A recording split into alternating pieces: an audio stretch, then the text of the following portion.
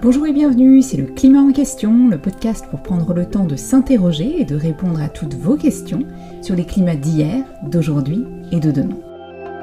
Aujourd'hui, on termine notre série sur les conséquences du réchauffement climatique en s'intéressant aux conséquences pour les régions de basse et moyenne montagne en France. En Europe, faute d'enneigement, les saisons durent en moyenne 38 jours de moins que dans les années 60.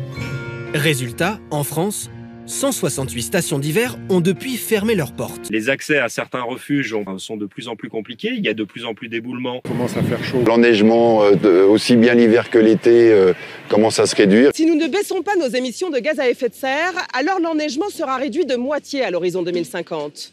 Ce changement climatique qui impacte nos stations de moyenne montagne, parce que les stations de basse altitude, c'est encore pire puisque certaines n'ouvrent plus. Même en moyenne montagne, on a des saisons de plus en plus courtes. Vous avez sans doute vu ces images de la fonte des glaciers qui est désormais perceptible à l'échelle d'une vie humaine.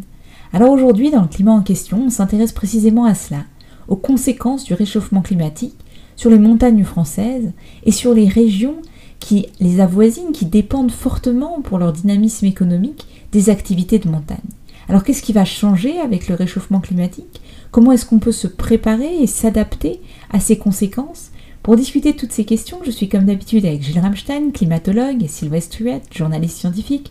Bonjour Sylvestre et Gilles. Bonjour. Et on sera rejoint en deuxième partie d'épisode par Loïc Giacone, qui est journaliste, spécialiste des questions d'adaptation, de changement climatique et de montagne. Mais pour commencer, je me tourne vers toi Sylvestre. Qu'est-ce qu'on remarque déjà dans les montagnes françaises aujourd'hui et à quoi faut-il s'attendre avec le changement climatique ? D'abord, ce qu'on remarque, c'est qu'il y a une accélération depuis les années 80 de l'augmentation de la température dans les zones de montagne qui est bien supérieure à celle qui est observée en moyenne mondiale. Par exemple, elle est évaluée à 2 degrés C dans les Alpes. Elle est évaluée entre 0,9 et 1 degré 1 dans les Pyrénées, alors qu'à l'échelle du globe, on a plutôt une élévation de 0,75 degrés C et de 0,95 degrés C pour l'ensemble de la France métropolitaine. L'une des conséquences évidentes, c'est que la cryosphère montagneuse, donc les glaciers de montagne, vont se réduire et parfois de manière radicale, jusqu'à la disparition. Par exemple, dans les Alpes, seuls ceux qui disposent d'une zone d'accumulation hivernale au-delà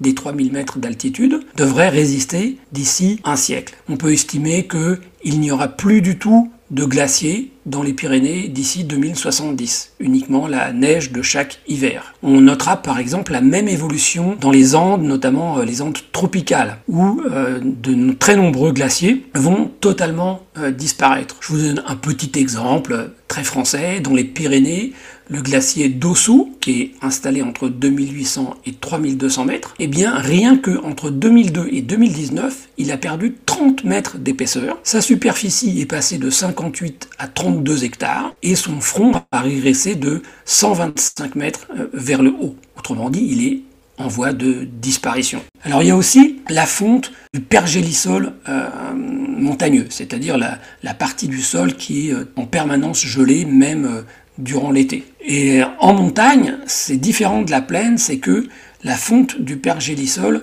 va agir sur la tenue des sols, des pierriers, et cette fonte va provoquer des avalanches de pierres, des chutes, des glissements de terrain, et on voit bien que, par exemple, au cours de la canicule de 2003, la profondeur du dégel du pergélisol a été de 10 à 50 cm de profondeur de plus que les moyennes des 20 années précédentes. Je me tourne vers toi maintenant, Gilles. Est-ce que ces mouvements des glaciers, c'est quelque chose de nouveau ou est-ce que dans l'histoire des climats de la Terre, on a toujours vu des mouvements de glaciers qui s'étendaient ou qui se rétractaient selon la quantité de neige qu'ils arrivaient à accumuler par rapport à la neige qui fondait au cours du temps ?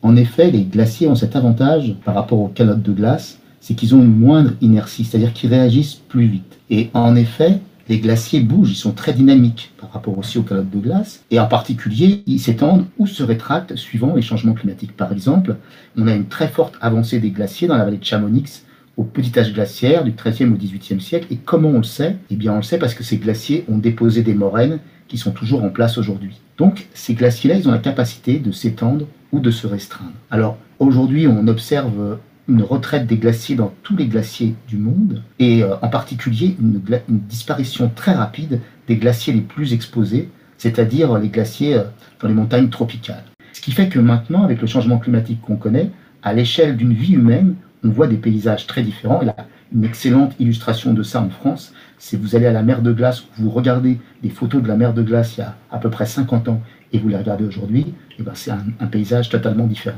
D'accord, et ce qui se passe avec le réchauffement climatique, c'est que ces mouvements s'accélèrent? Alors évidemment, dans le contexte de réchauffement climatique très rapide, les glaciers vont réagir et on va voir que pour beaucoup d'entre eux, ils risquent de disparaître. Aujourd'hui, l'ensemble des glaciers du monde, ça n'a pas toujours été le cas, sont vraiment en régression. Alors il y a un portail qui est dédié à ça. Et ce portail, en fait, qu'est-ce que c'est? C'est un portail qui s'appelle DRIAS, un portail qui permet de donner accès aux projections climatiques des chercheurs. C'est un portail qui a été développé par Météo France en collaboration avec d'autres instituts pour l'adaptation au changement climatique. On partagera donc les informations concernant le portail DRIAS sur les réseaux sociaux afin que vous puissiez y accéder et vous rendre compte par vous-même de la richesse de ce site. Et tu peux nous décrire en quelques mots des résultats qu'on peut trouver sur ce portail? En fait, ça correspond à des projections à court terme, 10 ans, à moyen terme, le milieu du siècle, et à la fin du siècle, avec 3 scénarios différents. Alors, premièrement, si on se limite au scénario RCP 8.5, qui est le plus pessimiste, mais malheureusement aussi aujourd'hui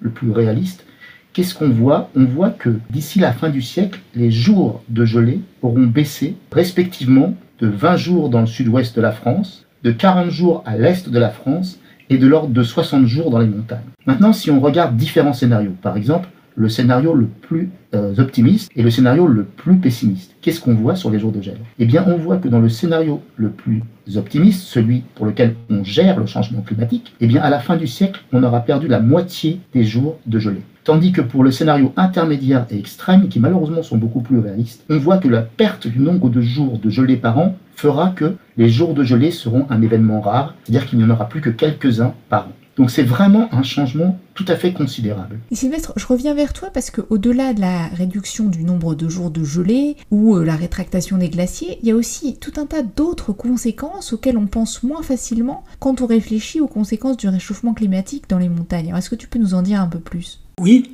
par exemple, les feux de forêt. Jusqu'à présent, on n'a pas du tout l'habitude de voir dans les montagnes alpines ou des Pyrénées la menace d'incendie de forêt. Et là, avec les sécheresses, avec la montée des températures, c'est un peu comme les zones au nord du cercle polaire. On va avoir des feux de forêt qui, jusqu'à présent, épargnaient complètement les zones forestières en altitude. Et puis il y a un autre élément aussi, c'est que on sait bien qu'en montagne, la météo, ça peut mal tourner. Il y a une sensibilité aux événements extrêmes de la météo qui va s'aggraver parce que la fréquence et l'intensité de ces événements extrêmes vont augmenter. Le dernier exemple qu'on a en tête, c'est la dévastation de la vallée de la Roya en octobre 2020 lors d'un épisode méditerranéen. Alors évidemment, il va y avoir des changements sur l'ensemble des écosystèmes forestiers. Les espèces d'arbres vont voir leur fréquence se modifier. On va avoir certaines espèces qui vont gagner en altitude. Par exemple, on va avoir une remontée du hêtre. Alors évidemment, on observe aussi des déplacements d'espèces de toute taille, aussi bien végétales que animales. À la fois, ça peut paraître une bonne nouvelle parce que il y a certaines espèces qui peuvent occuper un espace nouveau pour elles, mais il ne faut pas oublier que souvent c'est la conséquence du fait que l'espace qui est en dessous et qui lui est beaucoup plus vaste, parce qu'une montagne c'est plutôt en forme de pyramide, eh bien cet espace ne leur est plus favorable. Et donc le changement des écosystèmes montagneux, il peut avoir une apparence de bonnes nouvelles, mais malheureusement pas comme ça que il faut le percevoir. Une autre question pour toi, Sylvestre. Finalement, pourquoi est-ce que c'est tellement important de comprendre les impacts du réchauffement climatique dans les régions de montagne? On a tendance à dire que après tout ça va surtout déranger les gens qui vont au ski l'hiver, qui représentent finalement un tout petit groupe de privilégiés, non? Alors en fait, d'après le dernier rapport du GIEC, il y a 3 raisons pour se pencher très sérieusement sur les conséquences du changement climatique dans les montagnes à l'échelle planétaire. La première raison, c'est le risque naturel, lié au fait que les montagnes sont particulièrement sensibles au changement climatique, notamment en raison d'une hausse plus forte des températures qu'en moyenne sur la planète. La deuxième raison, c'est le risque sociétal, car souvent, les populations qui vivent en montagne, à l'échelle planétaire, sont parmi les plus pauvres de la planète. On estime que 245 millions de personnes vivant dans les massifs montagneux sont menacées par l'insécurité alimentaire. Les pauvres qui vivent dans les montagnes dépendent principalement de l'agriculture et de l'élevage pour leur subsistance, ce qui les rend particulièrement vulnérables aux écarts par rapport aux conditions climatiques moyennes et aux phénomènes climatiques extrêmes. Et puis il y a une troisième raison qui dépasse le lieu des montagnes. C'est que les montagnes sont très souvent les châteaux d'eau des populations qui vivent en aval des cours d'eau qui descendent des montagnes. Et ces populations peuvent se compter par dizaines de millions, centaines de millions. Or, l'une des conséquences du changement climatique et surtout de la hausse des températures, c'est d'agir fortement sur le seuil de température qui fait passer l'eau de l'état liquide à l'état solide et inversement. Donc la pluie ou la neige, ou la glace qui fond. Autrement dit, même s'il n'y avait pas de changement dans la quantité et la répartition des précipitations, et il y aura ce changement, ces précipitations seront plus souvent de la pluie que de la neige qu'avant le changement climatique. Et la couverture neigeuse d'hiver sera moins épaisse et de moindre durée. Or, ces deux changements entraîneront des changements en cascade pour les populations qui vivent en aval des montagnes, par la modification, parfois profonde, des débits de cours d'eau alimentés par les montagnes. Et ces modifications vont impacter la ressource en eau pour l'agriculture, les barrages hydrauliques ou l'eau potable de populations qui se comptent par dizaines de millions et qui ne vivent pas dans les montagnes mais qui dépendent très souvent des cours d'eau qui en descendent. Merci beaucoup pour cet éclairage mondial, Sylvestre. Je reviens maintenant en France et je me tourne à nouveau vers Gilles. À quoi est-ce qu'il faut s'attendre et comment est-ce qu'on peut s'y préparer ? Est-ce que ça va être des changements brutaux d'une saison à l'autre ? Je reviens à mon exemple du ski, on ne pourra plus faire de ski. Ou est-ce que ça va être des changements plus progressifs auxquels on aura plus de temps pour se préparer ? Non, ce ne sera pas vraiment un changement brutal. C'est-à-dire qu'il va y avoir une dégradation. En fait, l'investissement qu'il va falloir mettre pour permettre d'avoir un couvert neigeux suffisant pour les stations de basse et moyenne montagne va devenir petit à petit tel que ça va plus être rentable. Si vous voulez, c'est des événements qui sont déjà là. Les événements précurseurs montrent que les stations peuvent s'équiper de plus de canons à neige, n'empêche qu'au bout d'un moment, la rentabilité du site est mise à l'épreuve. Donc c'est un peu ça, les signaux précurseurs, avant que le seuil tombe, c'est-à-dire qu'on se rende compte que là, c'est plus possible. Et donc, on dispose pour s'adapter, c'est là tout l'avantage de Dryas de ce point de vue-là. Donc, il n'y aura pas une coupure brutale, mais une dégradation lente. L'avantage de ça, c'est que ça nous donne quand même quelques années pour s'adapter à ces stations de basse et moyenne montagne, avant que le couperet ne tombe. Je me tourne à nouveau vers toi, Sylvestre. Qu'est-ce qu'on peut faire dans ces régions de basse et moyenne montagne pour justement se préparer aux conséquences du réchauffement climatique avant que, comme le dit Gilles, le couperet ne tombe ? Alors il y aura évidemment des changements socio-économiques très importants, Loïc Jacon va en parler, mais au niveau des écosystèmes, ce qui semble maintenant clairement établi, c'est qu'il ne faut pas chercher à aller contre les changements climatiques par des politiques un peu rudes, de vouloir absolument imposer à la nature des solutions à coup de technologie. Il faut plutôt essayer d'accompagner la modification des écosystèmes, par exemple en favorisant la plantation des arbres qui nous semblent les plus adaptés au climat qui sera dominant dans 50, 60, 70 ans, de faire avec les modifications, par exemple, du pergélisol, ce que ça veut dire qu'à certains endroits, eh bien, les cours d'eau vont changer, il y aura des menaces naturelles avec lesquelles il faudra jouer plutôt dans le sens de l'accommodement, éventuellement du retrait des occupations humaines, plutôt que de planter, je ne sais pas, des digues de béton pour empêcher l'écoulement des avalanches de pierres ou des choses comme ça qui, outre défigurer la montagne, se révéleraient très probablement totalement inefficaces. Merci beaucoup Sylvestre et Gilles. Et justement, quelles sont les solutions efficaces pour se préparer aux conséquences du réchauffement climatique dans ces régions de montagne ? On en parle dans un instant avec notre invité, Loïc Jacon. Loïc Jacon, bonjour, merci beaucoup d'être avec nous dans le climat en question. Vous êtes journaliste, spécialiste des questions d'adaptation et de conséquences du réchauffement climatique, notamment dans les régions de montagne françaises. Alors on vient d'entendre Sylvestre et Gilles qui nous ont expliqué un peu l'état des lieux et ce à quoi il fallait s'attendre dans les décennies à venir. Est-ce que vous partagez ce constat qui est quand même assez alarmant ? Eh bien oui, tout à fait, je partage pleinement l'inquiétude de Gilles et Sylvestre sur l'avenir Précisons bien de la basse et de la moyenne montagne avant toute chose, puisque comme on le voit dans les projections climatiques, ce sont surtout ces secteurs-là qui seront impactés par la modification des précipitations, qui auront lieu de moins en moins sous forme de neige et de plus en plus sous forme de pluie.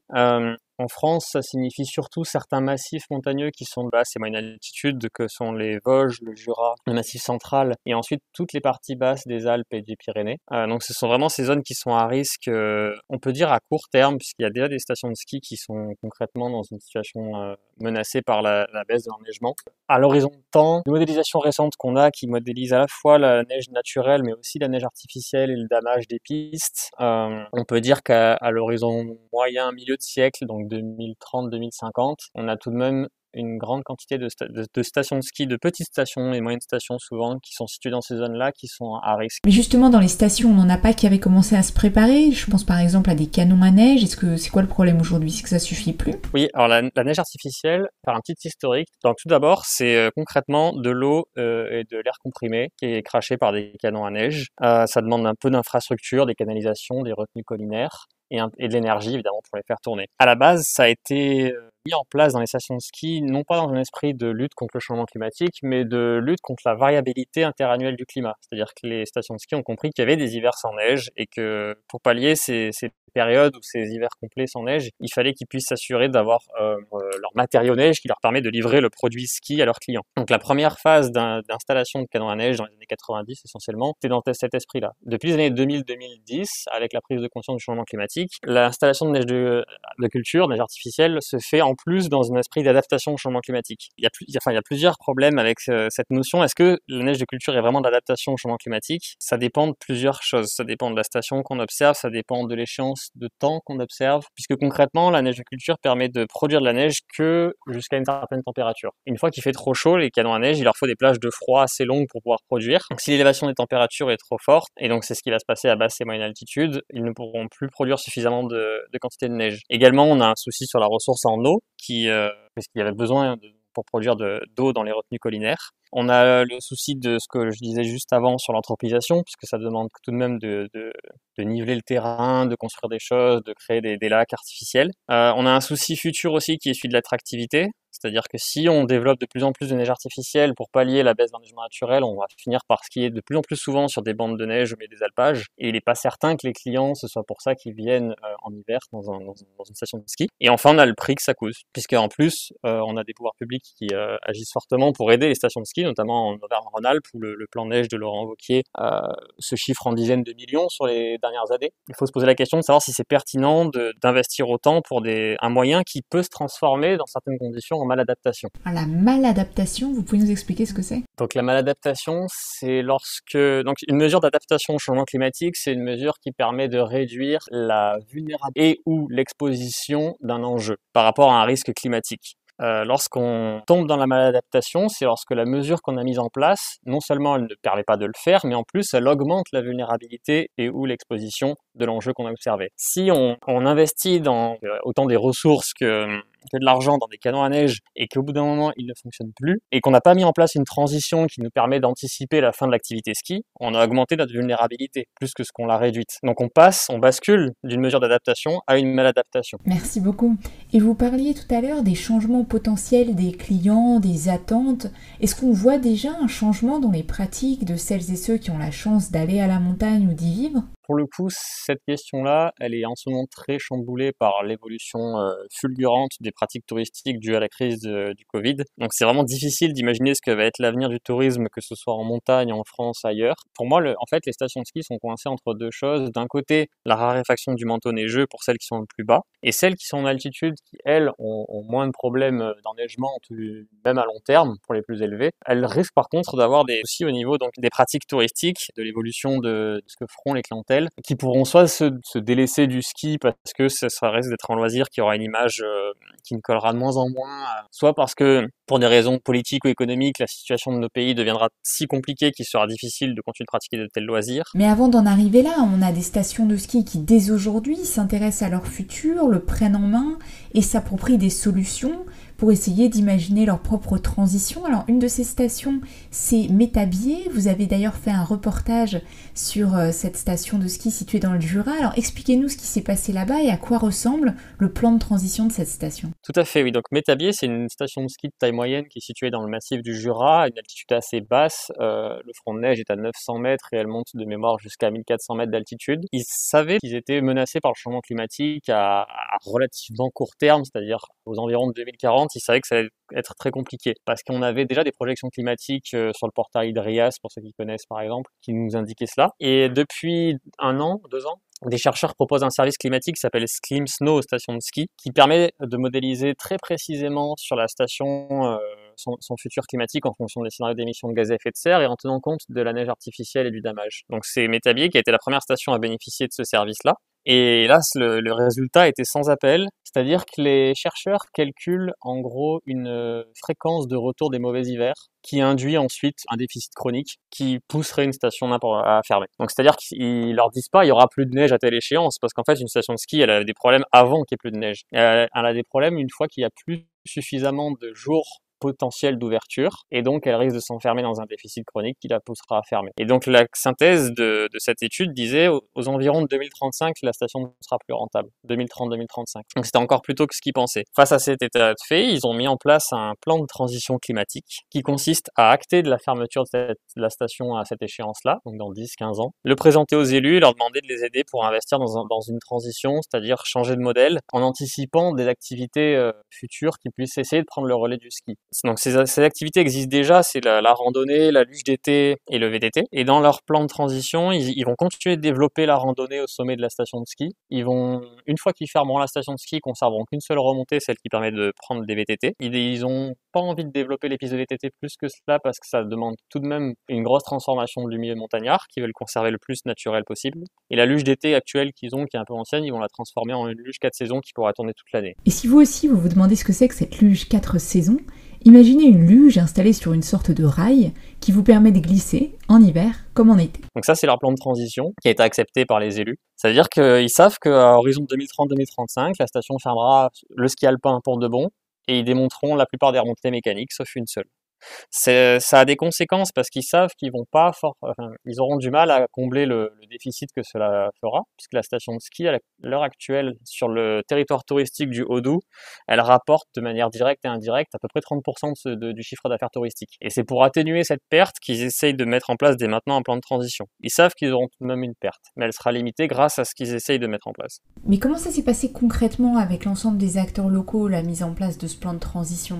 Parce que j'imagine que c'est quand même très difficile comme message de regarder les faits scientifiques et de se dire bon bah voilà la réalité, on va plus pouvoir faire ce qui nous permet de vivre et ce qui donne aussi du dynamisme économique à la région à l'échéance de quelques dizaines d'années. C'est un message assez difficile, non ? Tout à fait. Alors je n'ai pas été présent lors des réunions de travail, mais j'ai pas mal échangé avec le directeur du syndicat mixte, Olivier Erard, qui m'a raconté un petit peu comment tout ça s'est passé. Lui, il a un passé, je pense, un peu atypique dans les stations de ski qui fait que ça a pu aider à ce que la station mette en place cela. Il vient de la glaciologie, il a été ingénieur, il a travaillé dans le développement durable dans les collectivités, donc il a un passé qui a, je pense, joué dans la mise en place de ce plan de transition. Tout d'abord, ça a été au sein de la station de ski, parmi le personnel, que la prise de conscience s'est faite, puisque c'est eux qui avaient les retours du terrain, ce qu'on appelle les nivologues qui travaillent sur la neige de culture, qui leur disaient que les plages de froid étaient de plus en plus courtes et qu'ils avaient de plus en plus de mal à produire. Ils voyaient bien l'enneigement aussi, évidemment, quand on mesure l'enneigement, ils voyaient que ça réduisait fortement, il y avait des périodes très difficiles. Dans le même temps, ils avaient les modèles climatiques qui leur disaient bah oui,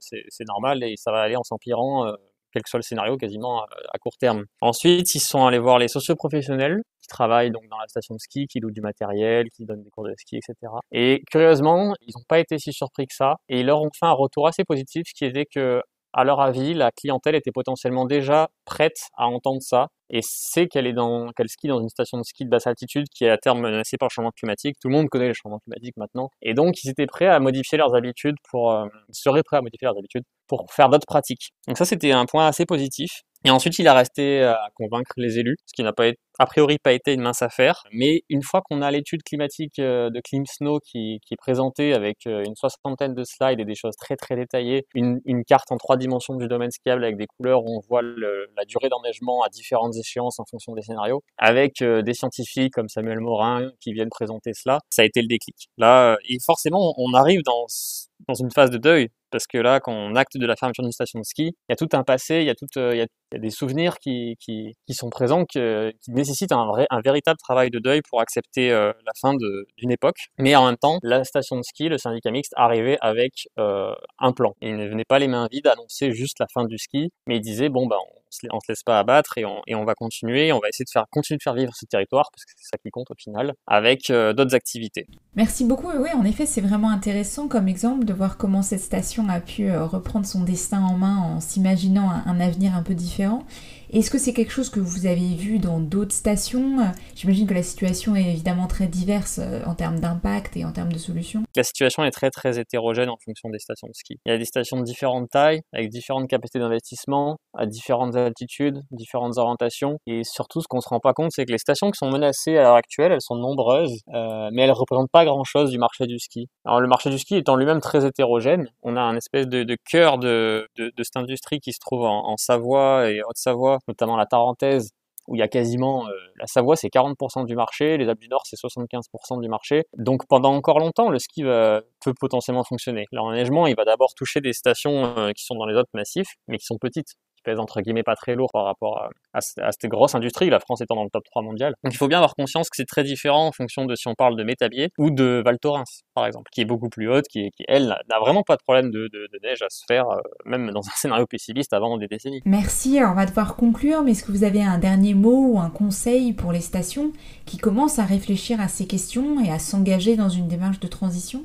C'est une question assez difficile, parce que ça fait tout de même des années qu'on sait que le changement climatique menace et que des gens y travaillent et y réfléchissent et des chercheurs publient, et on a du mal à enclencher cette transition. Donc à l'époque où j'ai fait mon mémoire et qui traite un peu de ce sujet-là, en 2019, il n'y avait pas de station à l'époque qui avait enclenché une transition. Donc là aujourd'hui, ce que je conseillerais aux stations de ski, c'est de profiter d'outils comme ClimSnow qui permet d'avoir vraiment une idée très précise de l'avenir climatique et en fonction même des pistes ou des secteurs de leur domaine skiable pour pouvoir anticiper, parce que le maître mot là c'est l'anticipation. Une transition telle que celle que Métabier est en train de mettre en place, ça se fait pas en une saison. On a bien vu cette année d'ailleurs que lorsque on nous dit qu'on arrête tout, on n'est pas prêt. Donc ça prend 10, ça prend 15 ans, ça peut prendre même plus. Et des outils comme ClimSnow permettent d'avoir une idée du temps qu'on a avant une situation de plus en plus complexe, qui permet de mettre en place la bonne transition et les mesures d'adaptation. Donc je pense que le meilleur conseil c'est ça, c'est d'essayer d'anticiper, de savoir au maximum ce qui nous attend, pour pouvoir réagir au plus tôt possible. Merci beaucoup Loïc Diacon d'avoir été notre invité pour cet épisode du climat en question, et on retient ce maître mot pour l'adaptation qui est l'anticipation, bien comprendre les enjeux pour mieux s'y préparer. On s'arrête là pour aujourd'hui avec un grand merci comme d'habitude à Alexandre Carrier, Karim Baldé et Fabrice Sétifier pour la préparation de ces épisodes, ainsi qu'à Clément Sundong pour la musique originale de ce podcast fait maison, tous ensemble mais chacun chez soi. Et si vous aimez le climat en question, n'hésitez pas à nous laisser des commentaires ou des étoiles sur les plateformes de podcast, et vous pouvez nous retrouver sur les réseaux sociaux. On est sur Instagram, Twitter, Facebook ou par email, le climat en question avec un s @ecomail.fr. À très bientôt pour notre prochain épisode.